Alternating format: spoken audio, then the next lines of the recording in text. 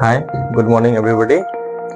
तो आज का सेशन हम लोग स्टार्ट करते हैं एक्सरसाइज 1.3 से।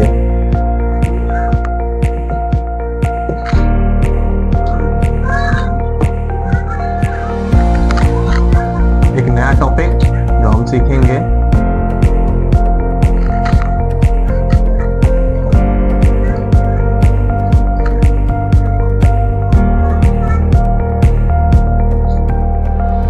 सिद्ध कीजिए कि √3 एक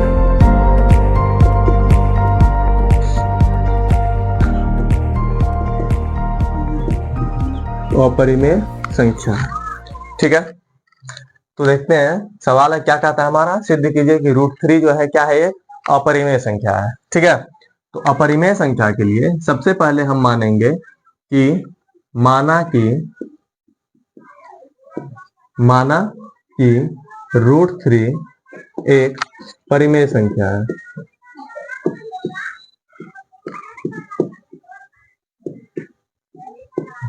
√3 क्या है, एक परिमेय संख्या है। ठीक है, यानी अगर अपरिमेय का रहा प्रूफ करने के लिए तो हम क्या मानेंगे, ये क्या है, परिमेय संख्या है। ठीक है, तो परिमेय संख्या का शर्त क्या है कि √3 को हम p/q के रूप में लिख सकते हैं।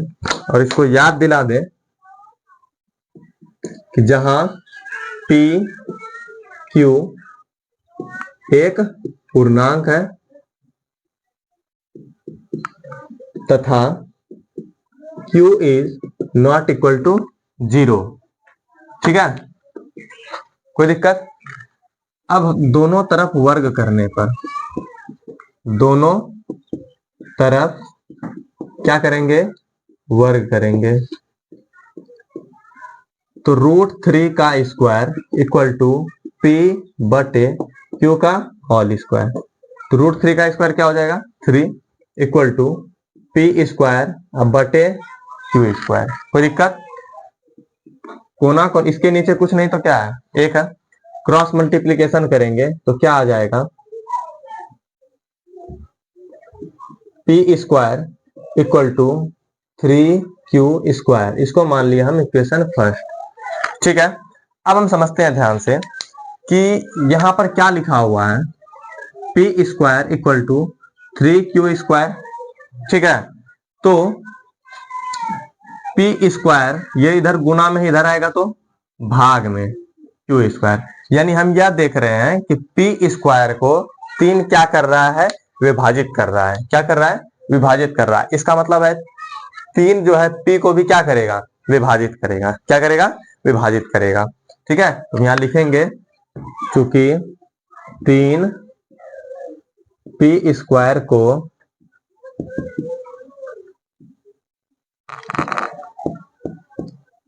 विभाजित करता है और इसलिए 3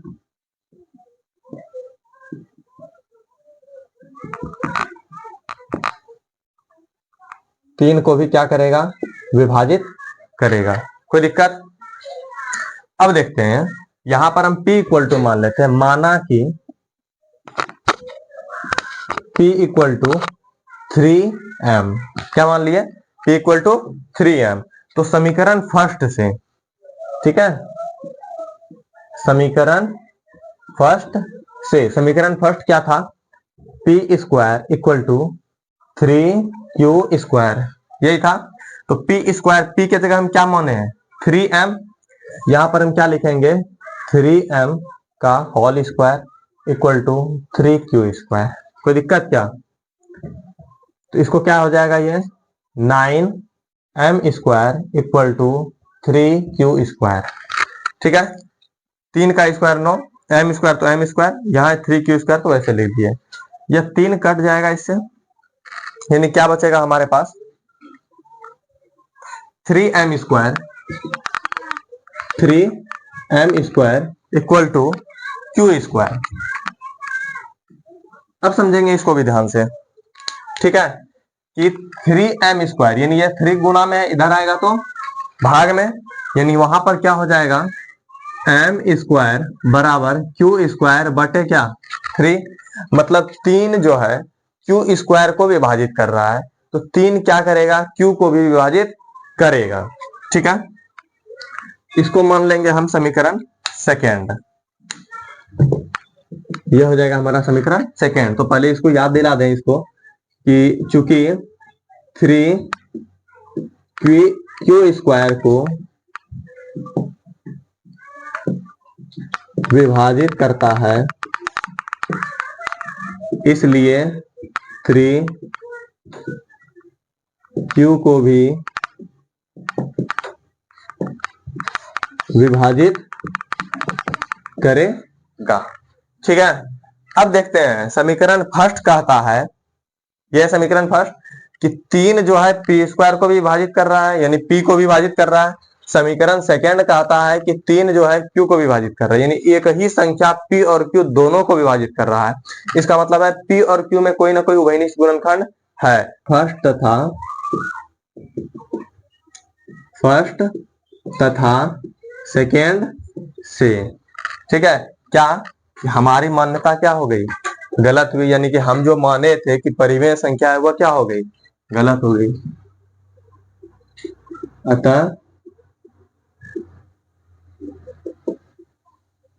हमारी मान्यता गलत है और इसलिए जो है √3 एक अपरिमेय संख्या है। यही हमको क्या करना था, प्रूव करना था। अब देखते हैं ये एग्जाम्पल नंबर 9। ठीक है, और एग्जाम्पल नंबर इसके साथ साथ बन जाएगा आपका प्रश्नावली 1.3 का फर्स्ट नंबर सवाल। ठीक है, अगला सवाल है एग्जाम्पल नंबर 10। क्या कहता है सवाल,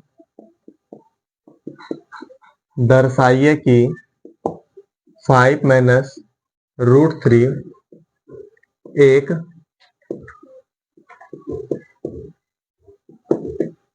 अपरिमेय संख्या है। ठीक है, तो बताए थे क्या करना है हमको, सबसे पहले मान लेना है। क्या मानना है, माना कि 5 माइनस में √3 एक क्या है, परिमेय संख्या है। कौन सी संख्या है, परिमेय संख्या है। ठीक है, तो परिमेय संख्या, इसके बाद हम पता है कि जब कोई संख्या परिमेय संख्या होगा, ठीक है, तो उसको हम क्या लिख सकेंगे, 5 माइनस √3 equal to P by Q. लेकिन इसको याद दिला दें कि जहां पी क्यू पूर्णांक है तथा Q is not equal to 0। कोई दिक्कत? अब देखते हैं, यहां पे हमको स्क्वायरिंग नहीं करना है। ठीक है, क्या करना है देखते हैं कि 5 है लिख दिए। ठीक है, ये पी बटे क्यू इधर कुछ नहीं तो प्लस में है, इधर आएगा तो माइनस में आ गया। ठीक है, और ये माइनस में है √3, इधर जाएगा तो प्लस में। अब ध्यान से देखते हैं, यह जो है टर्म है मेरा, ठीक है, यह क्या है, एक परिमेय संख्या है, और यह जो टर्म है वह क्या है, अपरिमेय संख्या है। ठीक है, तो यहां हम लिखेंगे चूंकि 5 p तथा q एक परिमेय संख्या है, परिमेय संख्या है, परंतु √3 एक अपरिमेय संख्या है, अपरिमेय संख्या है। इसलिए संख्या है जो कि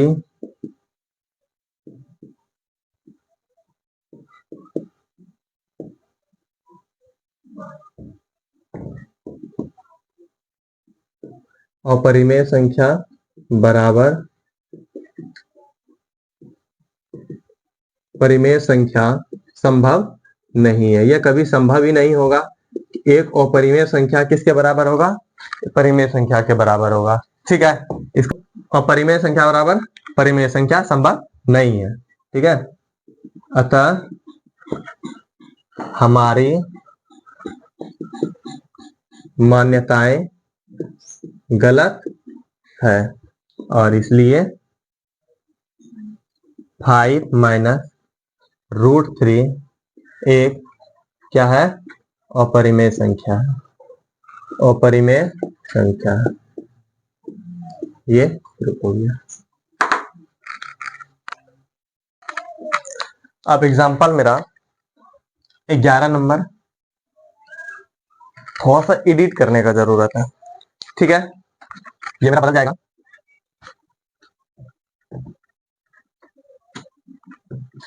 हमको प्रूफ करना है यहाँ पे 3√2 3√2, तो हम यहाँ मानेंगे, माना कि 3√2 जो है वह क्या है, एक परिमेय संख्या है, ठीक है।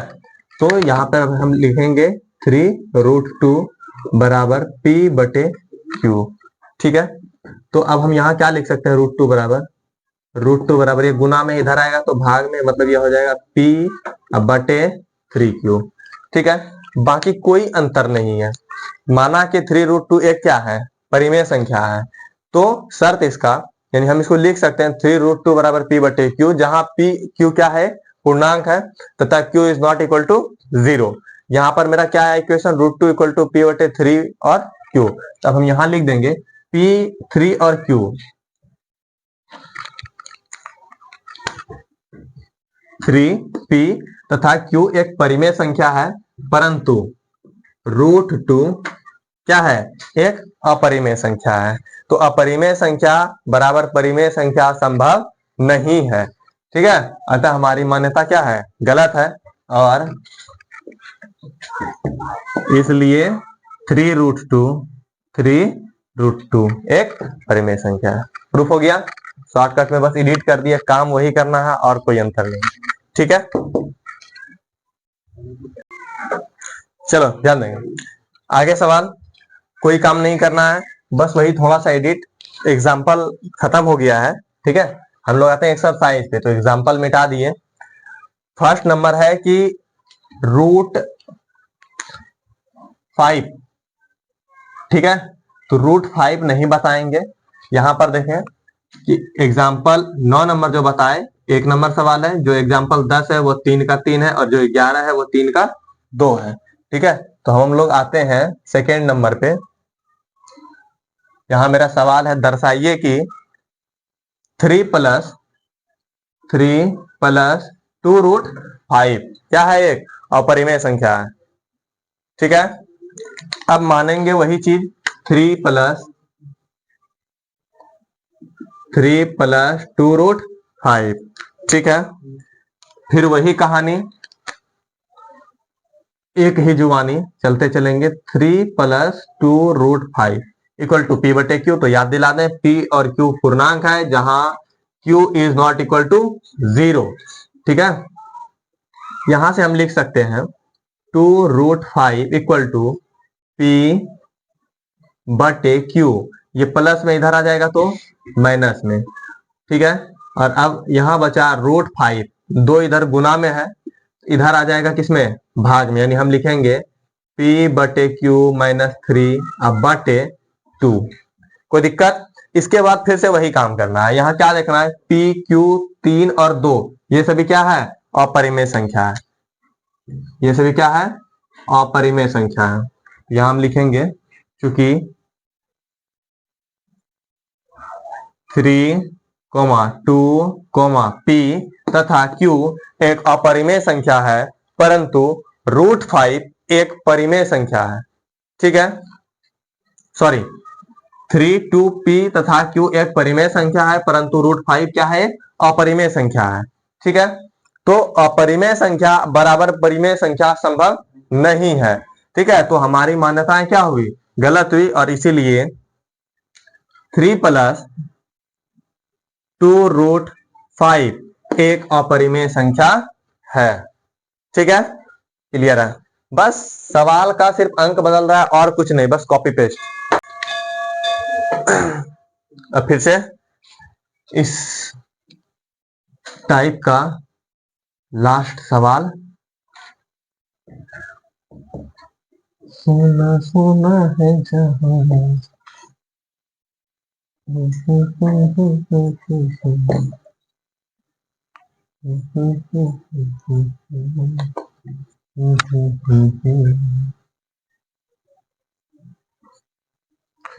है, सवाल है मेरा अगला, दर्शाइए कि शायद 3 का 1 नंबर 1/√2 एक अपरिमेय संख्या है। ठीक है, तो वही कहानी और वही जुबानी, फिर से वही मानेंगे कि 1/√2 क्या है, एक परिमेय संख्या है। ठीक है, तो हम लिख सकते हैं, क्या लिख सकते हैं, 1/√2 इक्वल टू P/Q। अब हम यहाँ क्या देखते हैं ध्यान से कि 1/√2 तो P/Q। ठीक है, तो 1 क्या है, परिमेय संख्या है, √2 क्या है, अपरिमेय संख्या है। यहां पर दोनों क्या है, परिमेय संख्या है। हम अंक पलट देते हैं,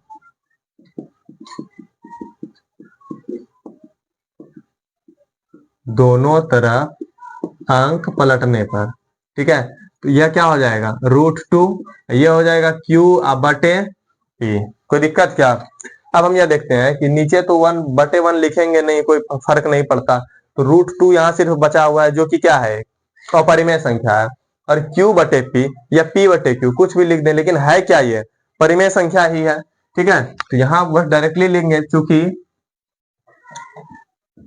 P तथा Q क्या है, एक परिमेय संख्या है, परंतु √2 एक अपरिमेय संख्या है। ठीक है, इसके बाद अतः इसलिए जो है अपरिमेय संख्या बराबर परिमेय संख्या संभव नहीं है, और इसलिए हमारी मान्यता क्या है, गलत है। और मान्यता जब गलत है, इसका मतलब है कि 1/√2 एक अपरिमेय संख्या है। कोई दिक्कत है क्या। ये टाइप जो है खत्म हो गया। ठीक है, और आज के क्लास में जितना सवाल हम लोग पढ़े हैं, यहां से फिक्सेबल है 1-2 नंबर का सवाल हर साल आता ही आता है, चाहे इसमें से कोई भी सवाल पूछे, कोई बड़ी बात नहीं है। ठीक है, हाँ, अगर इसमें से कुछ अंक बदल जाता है तो आपको उस अंक के तरह सवाल बनाना है, ऐसा नहीं। अब अगर इसमें से कोई अंक नहीं आ जाता, √7 का आ गया, ठीक है, तो सर नहीं बना, आउट ऑफ सिलेबस, ऐसा नहीं है। ठीक है, सवाल देख करके सवाल के अनुसार चलें, समझा गया ना।